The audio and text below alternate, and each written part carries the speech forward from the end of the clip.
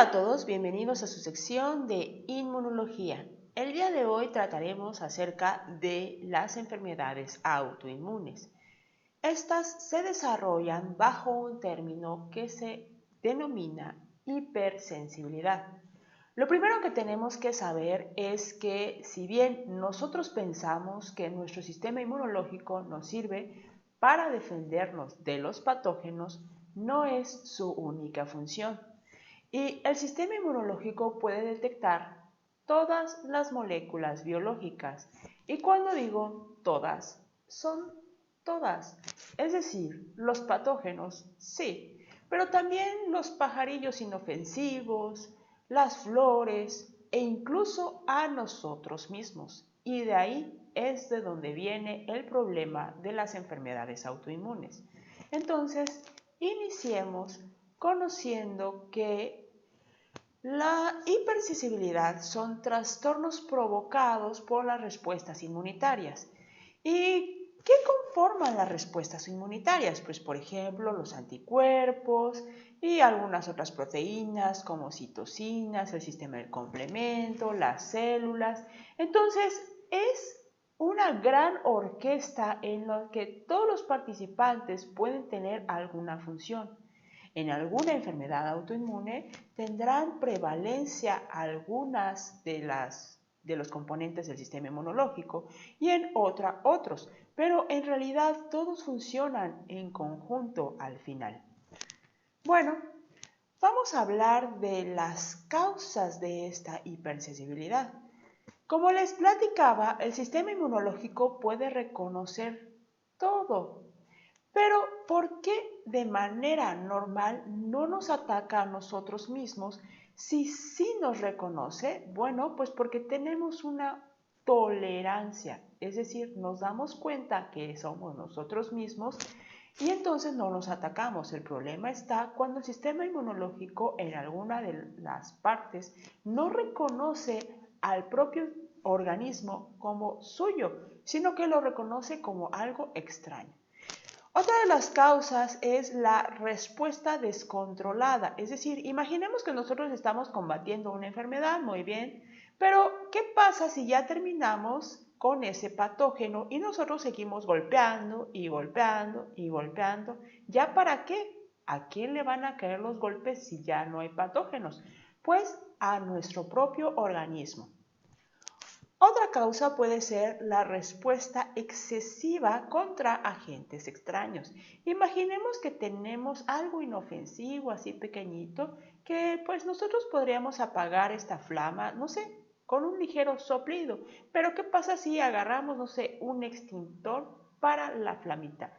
Eso es excesivo y, por ejemplo, mancharía toda el área, digamos que si estamos en la sala, todo nuestro sofá quedaría con estas cenizas del extintor.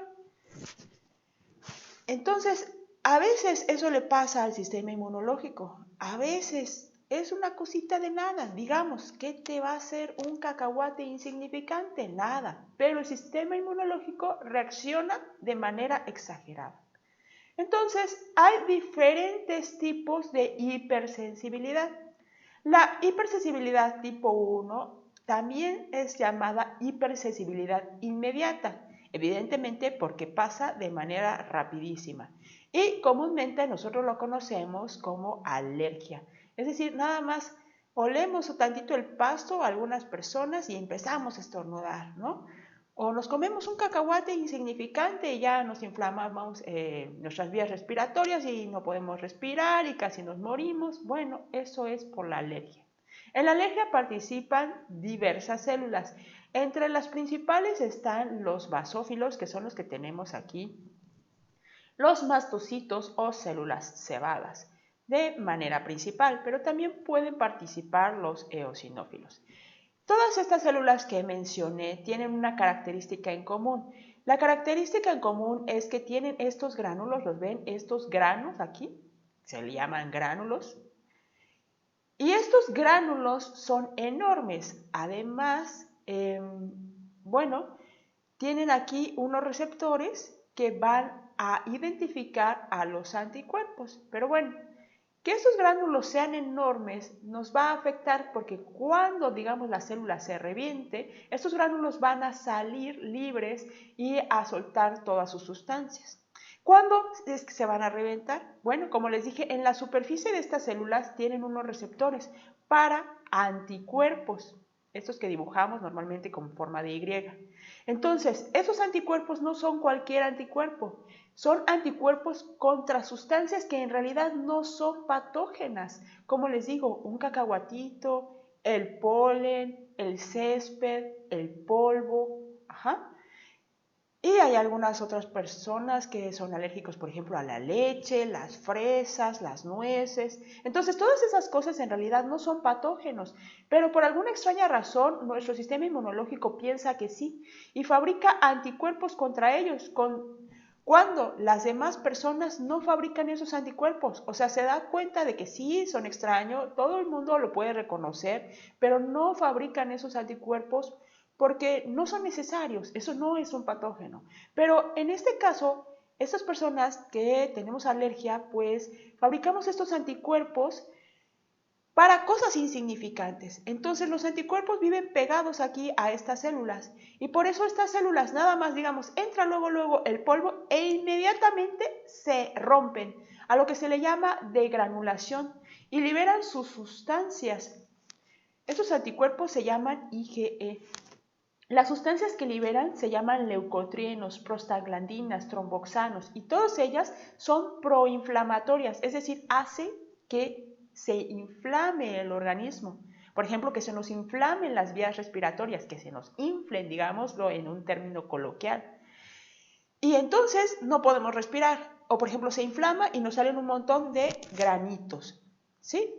Bueno, entonces los principales participantes son estos, los basófilos, los mastocitos y estos anticuerpos del tipo IgE. ¿Qué ocurre? Pues aquí tenemos, digamos, la célula completa, una célula completa, y esta ya está, digamos, reventada porque algún agente llegó aquí, se pegó a los anticuerpos y esta célula explotó, a lo que se le llama degranulación. Bueno, aparte de que los gránulos tienen esas sustancias, tromboxanos, leucotrienos, prostaglandinas, también tienen otras sustancias que se les llama histamina y serotonina. Estas actúan en los vasos sanguíneos. ¿Y cómo actúan? Bueno, pues aumentan el calibre de los vasos sanguíneos, es decir, si aquí había algunos basófilos, entonces el que aumente el tamaño del vaso sanguíneo va a facilitar la llegada de nuevos basófilos, así que muchos más se van a juntar aquí. Además, también pueden separar las células entre ellas, de manera que el líquido que está aquí se va a empezar a salir a los tejidos y eso provoca más inflamación. Hay otro tipo de hipersensibilidad, el tipo 2. Y en este caso, vamos a ver, esto de que de aquí está representando la membrana plasmática. ¿Ven? Estos son los fosfolípidos, aquí algunas proteínas. Bueno, pues resulta que en la hipersensibilidad tipo 2 se fabrican anticuerpos, ya son distintos, contra la membrana de las células. Y pues más bien todas las células tienen membranas, ¿no? Entonces imagínense el problema. Otro de los anticuerpos que se fabrican van dirigidos contra la matriz extracelular. Otra vez, aquí tenemos el dibujo de una membrana plasmática, o sea, la membrana de la célula, y aquí afuera tenemos esta matriz extracelular que está compuesta por diferentes proteínas y algunos carbohidratos, etcétera, pero los principales, digamos, son el colágeno, la fibronectina, la laminina, la elastina. Y entonces los anticuerpos se generan contra la matriz extracelular. Normalmente todas nuestras células tienen algo de matriz extracelular, es con lo que se unen, con lo que se conecta con la célula que sigue, con la célula vecina. ¿Okay? Entonces, pues ya sea directamente con la membrana o con la matriz extracelular. ¿Y por qué sucede eso? Bueno, de este lado tenemos una bacteria, un patógeno, y de este lado una célula nuestra, ¿no? Entonces, como les dije, cualquier célula, incluyendo las células de los patógenos pues tienen membrana. Así que inicialmente digamos que estamos combatiendo una enfermedad y se generan anticuerpos contra la membrana de este patógeno, pero resulta que nosotros, aunque nos creemos especiales y diferentes a absolutamente todo lo demás, no lo somos tanto, sino que también tenemos pues membrana, ¿no? Nuestras células tienen una membrana citoplásmica o extracelular. Entonces los anticuerpos que se formaron para los patógenos, si se forman para una región que es común a nosotros, pues ahora se van a seguir formando porque pues nosotros también tenemos esa región. Y a esto se le llama reacción cruzada, es decir, los anticuerpos fueron creados para este ser, pero ahora atacan a este otro. Bueno, esto trae como consecuencia la activación del sistema del complemento. Los anticuerpos solamente fungen como etiquetas, es decir, marcan las cosas, pero en realidad no son los que matan al patógeno. Una de las cosas que sí mata al patógeno son las proteínas del sistema del complemento. Una serie de proteínas que se unen a los anticuerpos una vez que ellos ya están en el patógeno. Imaginemos esta bacteria, este patógeno, y estos azules son los anticuerpos. A continuación, esta figura amarilla que se ve encima es parte del sistema del complemento y a continuación llegarán muchas más proteínas del sistema del complemento. Pues lo mismo ocurrirá si los anticuerpos se quedan pegados en la superficie de nuestras células. Digamos, aquí tenemos pegados algunos anticuerpos y atraerán a proteínas del sistema del complemento. En cascada, el sistema del complemento finalmente lo que realiza son poros, o sea, hoyitos, en las células, ya sea patógenas o en las nuestras, y entonces tanto el fluido extracelular, o sea, el agua que esté por ahí, como el agua del interior de la célula, puede salir, y entonces es como perforar una célula, hacerle un montón de hoyitos, pues se va a morir. Y esta es la causa final de que se le hayan pegado anticuerpos a la célula. Otra de las causas finales es la fagocitosis, es decir, si no se queda agujereada, alguien se la puede comer. ¿Por qué? Bueno, las células del sistema inmunológico tienen estos de aquí. Este azulito de aquí se llama receptor de anticuerpos. Y bueno, el azulito más claro sería aquí un anticuerpo. Este forma de Y es el anticuerpo. Entonces, de manera normal, pues un anticuerpo atrapó un patógeno, digamos, está la bacteria, y luego se une a la célula efectora, es decir, a una célula del sistema inmunológico. Todo muy bien. Esta célula, pues vamos a verla con un alejamiento para que la podamos apreciar mejor. Sería un neutrófilo, en mi ejemplo, y estos serían pues los receptores para los anticuerpos. Después lo que va a pasar es que el neutrófilo se agranda y se come a esta partícula, a lo que se le llama fagocitosis, es decir, que se come así a la partícula. Pues lo mismo ocurriría con nuestras células o con pedazos de nuestras células. Entonces, ¿qué enfermedades tenemos en la hipersensibilidad tipo 2? Por ejemplo, la anemia hemolítica autoinmune. Dijimos que lo que se genera son anticuerpos contra la membrana y que se generan porque pues, el patógeno, por ejemplo, una bacteria, se parece a nosotros en cuanto a que tiene una membrana. De las células que más se parecen a los patógenos, pues son los eritrocitos. ¿Esto por qué? Pues porque los eritrocitos ni siquiera tienen, por ejemplo, organelos internos, al igual que las bacterias. Las bacterias tampoco tienen organelos internos. Entonces, pues son los más fácilmente atacados, ¿no? Entonces, además tienen algunas otras moléculas, como los antígenos de los tipos sanguíneos que se parecen a algunas bacterias. Bueno, total que en la anemia hemolítica autoinmune lo que va a ocurrir es que el anticuerpo se va a generar contra los eritrocitos y los eritrocitos pues finalmente por todos esos medios van a quedar destruidos, ya sea porque se les formaron hoyitos por el sistema del complemento, porque se los comieron, etc. Otra de las enfermedades es la púrpura trombocitopénica. Esto es que también, pues, de la misma manera se pueden atacar a las plaquetas.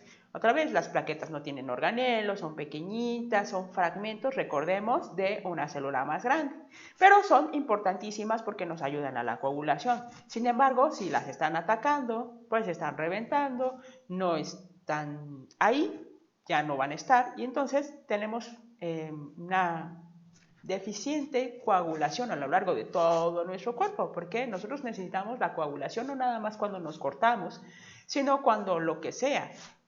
Constantemente se nos están rompiendo vasos sanguíneos de todos los lados. Por ejemplo, cuando yo toco la puerta, ahí en ese movimiento ya se están rompiendo vasos sanguíneos, hay algunos muy pequeños. Entonces, pues por todos lados pueden ocurrir las fallas de la coagulación. Otra de las enfermedades que podemos citar son las hemólisis en reacciones transfusionales. En este caso es por un descuido de los encargados de la salud en ese momento. Esto es porque se debe de revisar muy bien que los grupos sanguíneos sean compatibles, pero en el caso de que no lo sea, pues lo que va a ocurrir es que el sistema inmunológico del paciente que recibe la sangre va a atacar a los nuevos eritrocitos, si es que no son compatibles con los suyos, es decir, si tienen unos antígenos diferentes a los suyos.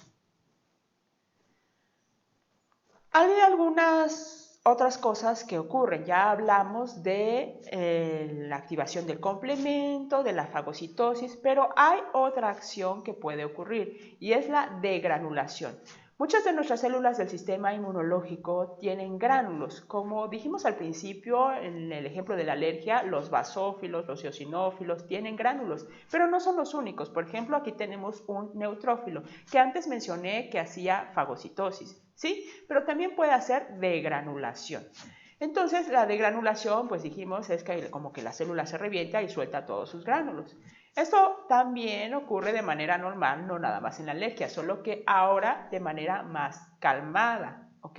O sea, no inmediatamente, sino que primero pues se generan los anticuerpos, luego se pegan, no están ya previamente pegados aquí a la célula, sino que ante la llegada de un patógeno, pues es cuando se forman y todo eso toma tiempo y lleva finalmente a la degranulación. La degranulación por parte de los neutrófilos no es tan agresiva en cuanto a inflamación. Los gránulos de los neutrófilos tienen otro tipo de sustancias, son más pequeños, pero el chiste es que sirven finalmente para matar al patógeno. Sin embargo, si estos anticuerpos se están pegando en otros sitios, el sistema inmunológico no va a diferenciar, es decir, el neutrófilo no tiene una vista superpotente para decir, oh, sí, mira, el anticuerpo está pegado en una bacteria, entonces hay que destruirlo con degranulación. Puede ser que no, puede ser que esté pegado en otro sitio. Entonces, si el anticuerpo esté pegado donde esté pegado, el neutrófilo va a atacar a lo que sea en donde el anticuerpo se pegó. Imaginemos que donde se pegó fue en el glomérulo o los glomérulos renales, es decir, este sitio de aquí donde inicia el filtrado de la sangre. Pues bueno, estas estructuras son muy pequeñas y por lo tanto muy débiles. Entonces, muy frágiles. Si aquí se empiezan a pegar anticuerpos, imagínense que el neutrófilo va a empezar a hacer la degranulación. Es como aventarle bombas a estos capilares tan pequeñitos. Y entonces, pues aquí se va a provocar un montón de inflamación. ¿Por qué? Porque no es solamente un pedacito donde estuviera la bacteria en el caso de que fuera una infección, sino que va a considerar que todo esto es bacteria. Entonces, no van a ser unos cuantos neutrófilos aquí, sino cientos de miles a lo largo de todo el glomérulo, de todos los glomérulos que tiene nuestro riñón, y se va a empezar a atacar en general al riñón, lo que es gravísimo, ¿no? Porque las células de los riñones no se pueden reponer. Bueno, y entonces eso es glomerulonefritis. Otra de las cosas que puede ocurrir ya no nada más es lo de la activación del complemento, la fagocitosis, la degranulación, sino que digamos que obviamos esos ataques por parte de nuestro sistema inmunológico. ¿Qué pasa si interfiere receptores? Nosotros en las células tenemos esto de aquí que es la membrana. Y en la membrana vamos a hacer un acercamiento. En la membrana pues aquí tenemos los fosfolípidos, la bicapa lipídica que yo les dibujaba antes. Y estas otras cosas azules están representando proteínas. Esas proteínas están embebidas, o sea como metidas en la membrana plasmática. Y esas proteínas tienen alguna función. Unas de ellas son receptores. ¿A qué suena la palabra receptor? Pues a que recibe cosas. Ajá. ¿Cómo es que la célula sabe lo que tiene que hacer? ¿Cómo es que mis células, no sé, de la laringe saben que tienen que estar sacando aire para que pueda hablar? ¿Cómo es que si yo tengo un examen de matemáticas, mis neuronas tienen que hacer una multiplicación? ¿Cómo saben qué es lo que tienen que hacer? Las células no hablan español. Lo que sucede es que las sustancias que están por ahí llegan a esta membrana, específicamente al receptor, y entonces se desencadena una serie de señales al interior de la célula en la que da como punto final una respuesta. Ajá. Tal vez el músculo se contrae, tal vez me da la respuesta de la multiplicación, tal vez se genera esta palabra que estoy diciendo en el momento. En fin, eso depende del receptor. Bueno, ¿qué ocurre si el sitio específico donde se debería de haber puesto esta sustancia está tapado por un anticuerpo? Pues hay varias consecuencias.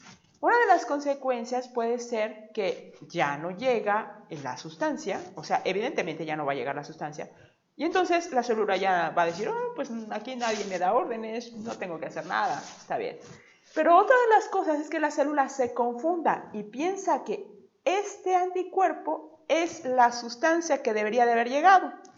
Pero como los anticuerpos son muy específicos, tienen una unión muy fuerte a las cosas que detectan. Es decir, que el anticuerpo nunca se va a ir de aquí.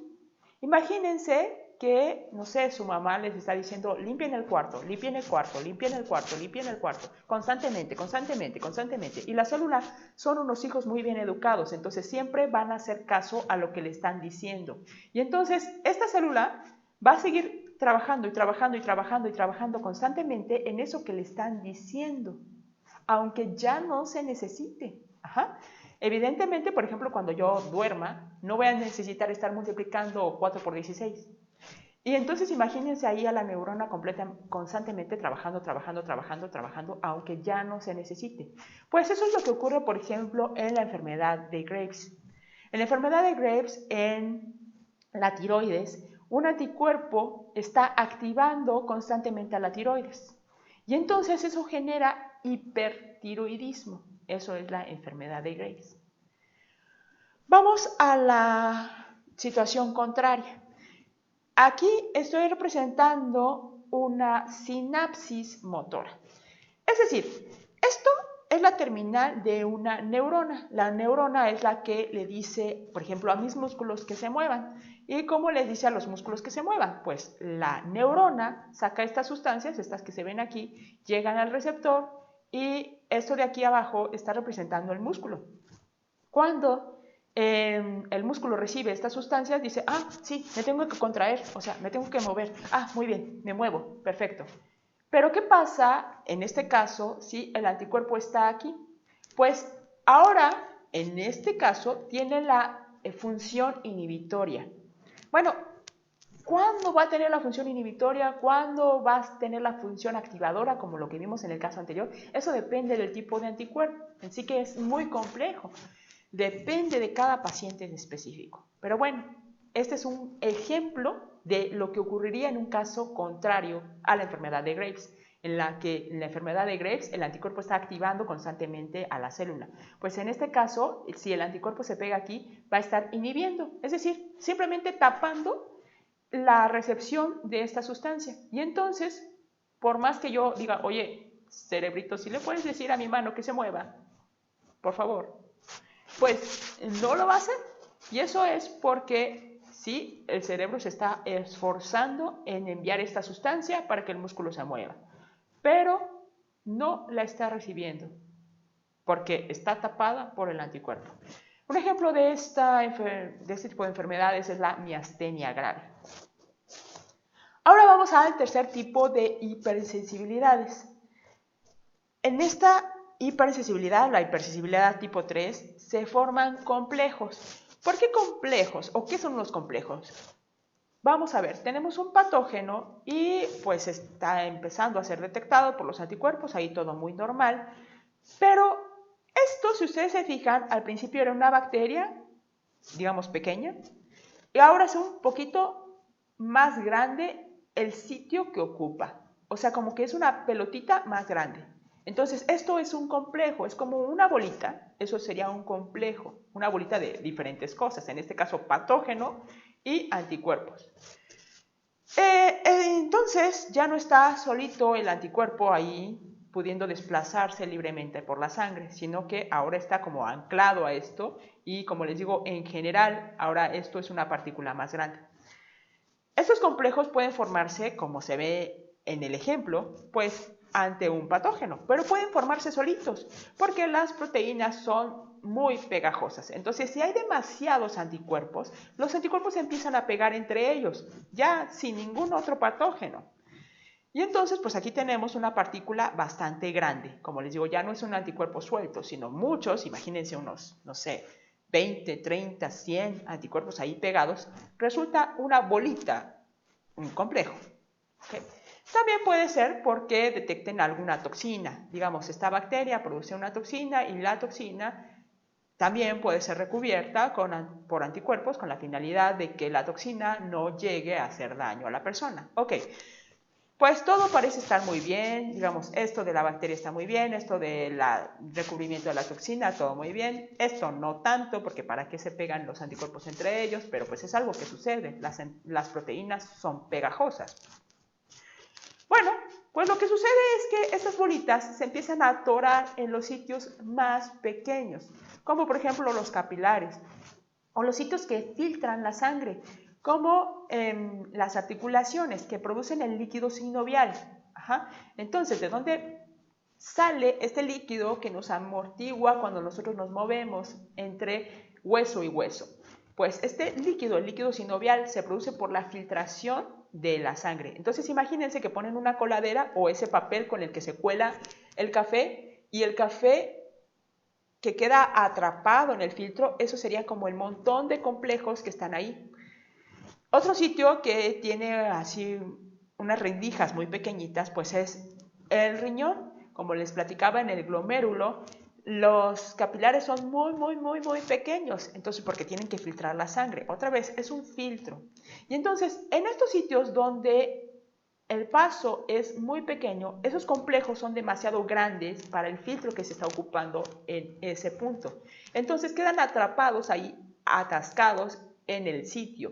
Y como les dije, el sistema inmunológico no ve si ahí hay bacteria. Lo único que detecta es, ahí está un anticuerpo. Eso a lo mejor, o sea, se me parece obvio que lo que quiere decir que hay un patógeno, por lo tanto hay que atacarlo. Pero lo que pasa es que no tiene ojos para ver si en verdad es un patógeno.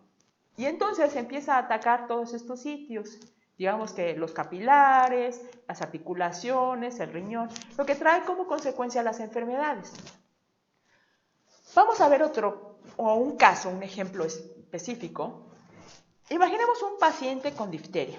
Entonces, la difteria es una enfermedad muy grave porque puede avanzar rápidamente y matar a la persona. Se puede cerrar la tráquea y la persona puede dejar de respirar. Pero además de eso, pues se puede invadir el corazón, etc.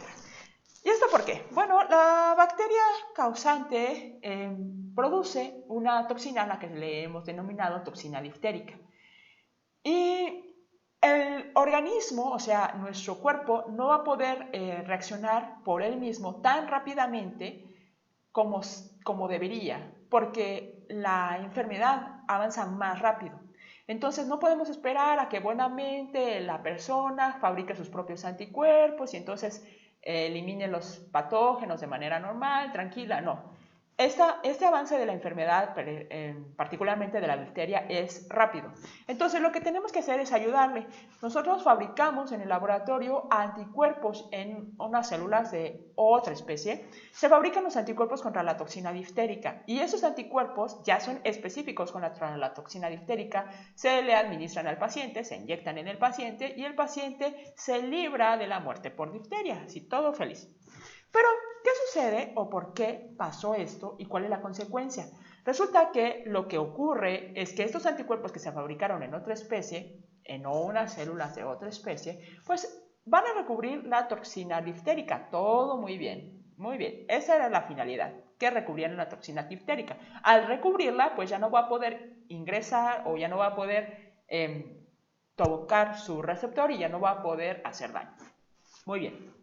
Pero lo que sucede es que nuestro sistema inmunológico detecta todo. Otra vez, todo. Eso no lo tenemos que grabar. Nuestro sistema inmunológico detecta todo, ya sea bueno o malo. Entonces, generalmente no ataca a lo propio. Perfecto. Ya lo reconoce, pero no lo ataca. Pero sí ataca a todo lo extraño, ya sea que sea en verdad malo o que no lo sea. Entonces, estos anticuerpos fueron generados en células de otra especie, por lo que al estar dentro del paciente, lo que ocurre es que se generan anticuerpos contra los anticuerpos. Ajá. Estos anticuerpos que nos inyectaron, digamos, estos serían los verdes, los que nos inyectaron, no nos hacen daño. Estuvieron ahí para hacernos un bien, para eliminar la toxina diftérica, pero el sistema inmunológico no lo sabe y entonces genera anticuerpos contra los anticuerpos. Y entonces ya se dieron cuenta que si de por sí era un complejo, ahora es un complejo aún mayor y por supuesto queda estancado en las articulaciones. Y entonces ahora el paciente, ok, se libró de la difteria, pero ahora tiene artritis. Esta artritis puede ser pasajera, en lo que pues nuestro sistema elimina los complejos. Los complejos generalmente, si no fueron formados contra nosotros mismos, pues van a desaparecer. Así que puede ser que la artritis de estas personas sea pasajera. El problema está cuando los complejos son formados contra nosotros mismos. Bueno, hablemos de las enfermedades comunes y esto pues tiene que ver con dónde se quedaron atorados esos complejos, como les dije, en los capilares. Entonces, por ejemplo, da vasculitis. En las articulaciones, entonces da artritis. Recordemos que la terminación itis significa inflamación, es decir, va a haber una inflamación ahí donde se quedaron atorados los anticuerpos o los complejos de anticuerpos.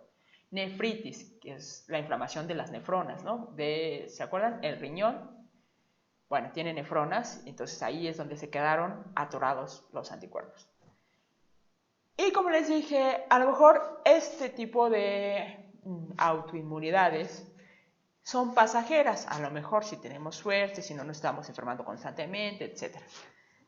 Porque los complejos son generados contra un patógeno. Cuando el patógeno se elimina, pues los complejos poco a poco van a empezar a degradarse por el propio cuerpo y vamos a dejar de tener el problema. Pero ¿qué pasa cuando los complejos son generados contra nosotros mismos? Lo que ocurre con el lupus eritematoso sistémico. En esta enfermedad resulta que todas nuestras células tienen ADN. Y los anticuerpos son generados contra el ADN o contra proteínas que están en el núcleo, a lo que llamamos nucleoproteínas. Como casi todas nuestras células tienen núcleo, pues van a generarse anticuerpos contra casi todas nuestras células. Entonces, bueno, ¿por qué digo casi? Pues recuerden que el eritrocito no tiene núcleo, pero salvedad de esa célula, imagínense que en estas personas los anticuerpos se están formando contra el núcleo de todas sus células. O sea, yo no nada más es que los anticuerpos o los complejos se quedaron atascados por ahí en las articulaciones, sino es que aquí activamente se está atacando a todo nuestro organismo. Por eso se llama sistémico.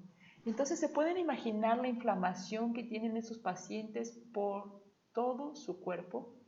Las consecuencias que esto trae, pues efectivamente el lupus es una enfermedad bastante peligrosa y pues es un mal trago para el paciente. Esta enfermedad es caracterizada por esta mancha en el rostro que semeja a una mariposa. Sin embargo, pues no tiene nada que ver con las mariposas, porque a veces me han preguntado eso, ¿la mariposa hizo algo? No, simplemente se hizo esta mancha. ¿Y esto por qué? Pues porque es una inflamación de vasos sanguíneos. Ahora, eso es lo que nosotros vemos. Pero la inflamación de los vasos sanguíneos y las manchas van a aparecer por todo el cuerpo. Simplemente pues, la cara de las personas es lo que vemos, ¿no? Pero esta inflamación pues ocurre a muchos niveles del organismo, tanto sobre la piel como internamente. Pasemos a otro tipo de hipersensibilidad, la hipersensibilidad tipo 4. Y mientras que en las anteriores, bueno, en la tipo 3 y en la tipo 2 estábamos hablando primordialmente de anticuerpos, aquí vamos a estar hablando primordialmente de células. Entonces, las células involucradas principalmente son los linfocitos, específicamente el linfocito T CD4 positivo, que recordemos es el líder, el jefe de todo nuestro sistema inmunológico. A ver, los anticuerpos no se forman solos. El macrófago, el neutrófilo no va a fagocitar nada más porque sí. Generalmente es por una orden que le da el linfocito. Y ahora imagínense que el linfocito está equivocado, que está atacando cosas que no debería. Entonces, este tipo de enfermedades pues se potencian. Bueno, otro de los involucrados es el linfocito TCD8 positivo, o de los principales involucrados. Bueno, el linfocito TCD8 positivo es llamado citotóxico. Eso quiere decir cito de célula y tóxico pues de que hace daño, ¿no? O sea, de que es como un veneno para una célula. Nos referimos a célula, pues células de nuestras, ¿no? A las otras digamos que les decimos bacterias, patógenos. Pero digamos que cuando decimos cito nos estamos hablando o nos estamos refiriendo a células nuestras. Bueno, entonces estos son los dos principales participantes. Repito, todo el sistema inmunológico va a participar al final, pero digamos estas fueron las causas iniciales.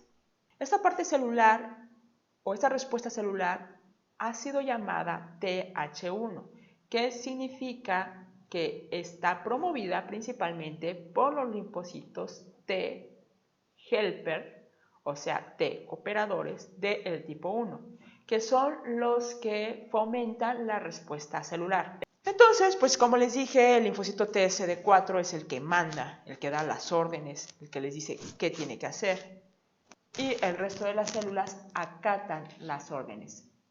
Entonces, imaginemos que aquí hay un macrófago, esto es un macrófago, y el linfocito TSD4, que ahorita pues está cometiendo locuras porque está atacando cosas que no debería, pues le va a decir que se active, que el macrófago se active.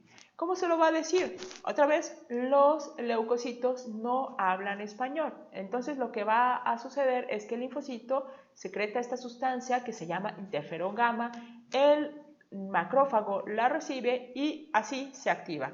El macrófago va a empezar a aumentar la producción de sustancias nocivas, especies reactivas del oxígeno, óxido nitroso, algunas enzimas, en fin, son sustancias que normalmente debería de ocupar para atacar patógenos. Eso si el linfocito T estuviera dando unas órdenes coherentes, sería una respuesta adecuada dirigida contra patógenos. Pero veremos que estos linfocitos T se están equivocando. Por su parte, cuando el linfocito CD8 positivo es el principal causal, lo que genera, pues recordemos es un linfocito T, así que también da algo de órdenes, ¿no? Independientemente de que no sea el jefe supremo, pues es un mini jefe y también da órdenes. ¿Cómo da órdenes? Pues secreta el factor de necrosis tumoral, eso significa esto, TNF, y esta orden le dice a cualquier célula a la que se la envíe que se dirija a apoptosis. La apoptosis es muerte celular programada. ¿Y qué significa eso? Tenemos la célula normal y poco a poco se empieza a vesicular, es decir, como hacer unas bolsitas, y se empieza a romper, pero en bolsitas controladas. Este proceso es adecuado muchas veces. Por ejemplo, nuestras células no viven para siempre. Entonces, cuando a nuestras células les toca morirse de manera normal, sucede este proceso y eso es normal. O sea, las células deben de hacer eso. Muy bien. El problema está cuando el linfocito le mandó esta señal, esta orden a estas células sin ningún motivo. Entonces, ¿cuáles son las enfermedades comunes? Por ejemplo, la diabetes del tipo 1. En la diabetes del tipo 1 tenemos que nuestro páncreas tiene diferentes células. Aquí tenemos las diferentes células.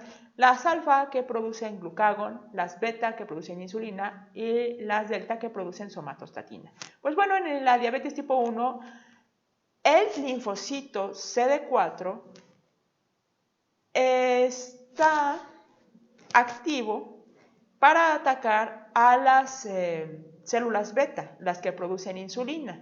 Entonces, no debería de atacar a las células beta. Esto pasa porque, como les dije, nuestro sistema inmunológico puede detectar todo. Sí, pero ¿por qué no nos ataca si nos puede detectar? Bueno, pues esos jefes, los linfocitos T, son dirigidos cada uno, es decir, tenemos miles de millones de linfocitos T diferentes, cada uno es para una cosa diferente. Digamos, uno es para zanahoria, otro es para hepatitis B, otro es para hepatitis C, otro es para influenza, otro es, etc. Y hay algunos que sean para pulmón, contra pulmón, otro contra riñón, otro contra estómago, etc. Entonces, existe cuando nacemos el linfocito T que es contra célula B. Pues esos linfocitos deben de ser eliminados. El problema está cuando en algunas personas no se eliminan. Entonces, en este caso de la persona que tiene diabetes tipo 1, no confundamos porque hay muchos tipos de diabetes, la persona que tiene diabetes tipo 1 no mató, no eliminó a su linfocito que distinguía a la célula beta del páncreas. Entonces, pues ya salió por la sangre y entonces empezó a atacar a las células beta del páncreas. Y poco a poco, pues estas células van muriendo y al cabo de algunos años, estos pacientes ya no pueden producir insulina porque las células que lo producen fueron eliminadas por el sistema inmunológico. Otro de las enfermedades es la esclerosis múltiple. Vamos a ver. Aquí vemos cómo al conectar los cables, pues se pasa la energía. ¿Esto por qué es? ¿O por qué se puede transmitir también la energía? Pues fijémonos en la parte anaranjada. Si nosotros tuviéramos aquí el cable nada más, nos daría un cortocircuito. Yo creo que hemos experimentado el hecho de tener algún cable que está como pelado, le decimos, y eso significa que no tiene un pedazo de plástico. Y lo que hacemos es, no sé, tirar el cable o ponerle una cinta de aislar, o en el peor de los casos, pues nos hemos electrocutado, ¿no? Nos ha dado algún toque, lo que llamamos toque, ¿no?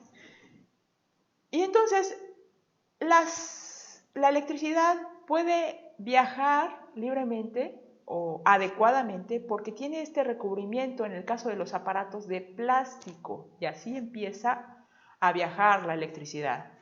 Pues hemos escuchado que nuestro cuerpo también tiene electricidad y también necesita esa cubierta para que la electricidad pueda fluir adecuadamente. Aquí tenemos el ejemplo como del cable. En el caso de nosotros, el cable no es de cobre como en lo de los aparatos, sino es de células de neuronas. Entonces las neuronas tienen una parte alargada que sería el cable y ese cable está recubierto, como se ve del lado derecho, por esto que, si bien no es plástico, se llama mielina. Es una grasa que recubre nuestras neuronas y es indispensable para que la electricidad pase pues, de un sitio hasta el otro adecuadamente, que no se den cortocircuitos. Y pues si se dan cortocircuitos, digamos, si dejáramos ahí conectado el cable sin el recubrimiento, se quemaría. Lo mismo le ocurre a las células, a las neuronas. Si se empieza a degradar esta mielina, entonces la neurona, aparte de que va a hacer cortocircuito, pues va a reventar, a quemarse y poco a poco va a dejar de funcionar. Y entonces eso es la esclerosis múltiple. El sistema inmunológico está atacando a estas células que generan la mielina, que generan el recubrimiento. Otra de las enfermedades es la artritis reumatoide. Es decir, aquí ya no es nada más porque los complejos se hayan quedado estancados en las articulaciones, es decir, complejos de anticuerpos, sino porque directamente hay células que lo están atacando. Así que eso es peor, ¿no? O sea, son células programadas para atacar esta región. Y en el último ejemplo del que vamos a hablar hoy es la enfermedad de Crohn. Como les dije, pues nosotros podemos reconocer todo y resulta que en nuestro intestino tenemos bacterias buenas, ¿no? O biota normal. Eso ahí lo tenemos, no es nuestro, pero tampoco hace daño. De hecho, nos ayuda, por ejemplo, a hacer la digestión y a que otros patógenos o otros agentes que sí sean patógenos no se instalen tan fácilmente, ¿no? A liberarnos de ahí. Entonces tenemos ahí nuestro gran ecosistema en el interior de nuestras células, digo de nuestro intestino, y aunque no son de nuestra especie, nosotros no solemos atacarlo, pero hay algunas personas que sí, que incluso estas bacterias, aunque sean bacterias buenas, las ataca su sistema inmunológico. Esto es porque hay una célula que se le llama célula T reguladora. La célula T reguladora tiene pues el CD4, porque es el jefe, pero además tiene CD25. Y es como un jefe bonachón. El jefe TCD4 es el que dice ataca, ataca, ataca. Y el CD4, que tiene además CD25, que es regulador, lo que hace es decir, oye, no, calme, calme. O sea, estas son bacterias buenas, ¿por qué los atacas? Sí, son de otra especie, relax. Y ya. Entonces, normalmente nosotros tenemos muchas de esas células en nuestro intestino y así dejamos vivir a nuestras bacterias buenas. Pero en esas personas que tienen la enfermedad de Crohn, las células reguladoras, o sea, las que tienen CD4 positivo, CD25 positivo, están disminuidas. Entonces, pues ahí está el linfocito T, CD4, es el mandón ahí diciendo, no, sí, ataquen, y ataquen, y no hay nadie quien lo frene. Entonces, están atacando a las bacterias de nuestro intestino. Y nosotros tenemos más bacterias que células del intestino. Entonces, imagínense la cantidad de ataques que está sufriendo esta pared de la mucosa de nuestro intestino. Pues las personas sufren inflamación constante. Y pues eso empieza a matar el intestino, porque pues digamos, si echamos una bomba en una pared para matar una cucaracha, pues la pared también sufre, ¿no? Entonces, pues eso no se debería de hacer.